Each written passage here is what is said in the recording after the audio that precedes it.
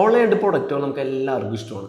പക്ഷേ ഓൺലൈനായിട്ട് പ്രൊഡക്റ്റുകളുടെ സമയത്ത് നമ്മളെല്ലാവരും ഫേസ് ചെയ്യുന്ന പ്രശ്നം ഉണ്ടെങ്കിൽ ഈ ഒരു പ്രൊഡക്റ്റ് നല്ലതാണോ ചീത്തതാണോ ഒക്കെ ഡൗട്ട് അടിച്ച് കമ്പയർ ചെയ്ത് കുറേ അധികം സമയം നമ്മൾ കളയും. സോ ഈ ഒരു പ്രശ്നത്തിന് സൊല്യൂഷനായിട്ട് ഓപ്പണിങ് റീസെൻ്റ് ആയിട്ട് ലോഞ്ച് ചെയ്ത chat G P T Atlas എന്ന ബ്രൗസർ യൂസ് ചെയ്താൽ മതി.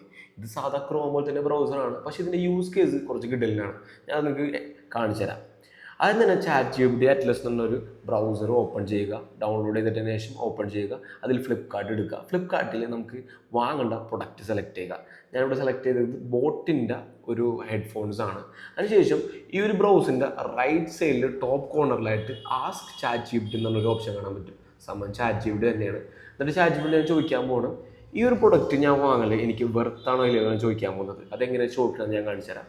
ഒരു കറക്റ്റായിട്ടുള്ള എക്സ്പ്ലെയിൻഡ് ആയിട്ടുള്ള പ്രോംപ്റ്റ് ടൈപ്പ് ചെയ്ത് കൊടുക്കുക.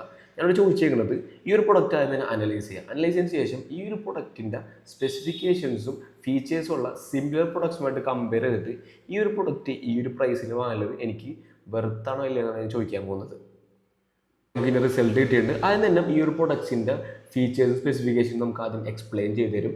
പിന്നെ ഈ ഒരു പ്രൊഡക്റ്റിൻ്റെ എല്ലാ അഡ്വാൻറ്റേജസും ഡിസഡ്വാൻറ്റേജും നമുക്ക് എക്സ്പ്ലെയിൻ ചെയ്ത് തരും. പിന്നെ ഈ ഒരു പ്രൊഡക്റ്റ് ബാക്കിയുള്ള പ്രൊഡക്ട്സിനായിട്ടുള്ള കമ്പാരിസൺ കണ്ടാ, ബാക്കിയുള്ള പ്രൊഡക്ട്സിനായിട്ട് കമ്പാരിസൺ കാണിച്ചു തരും. പിന്നെ അവസാനം പറയും ഈ ഒരു പ്രൊഡക്റ്റ് വാങ്ങുന്നത് നമുക്ക് വെറുത്താണെന്നുള്ള എല്ലാ കാര്യങ്ങളും ഇതിൽ എക്സ്പ്ലെയിൻ ചെയ്ത് തരും.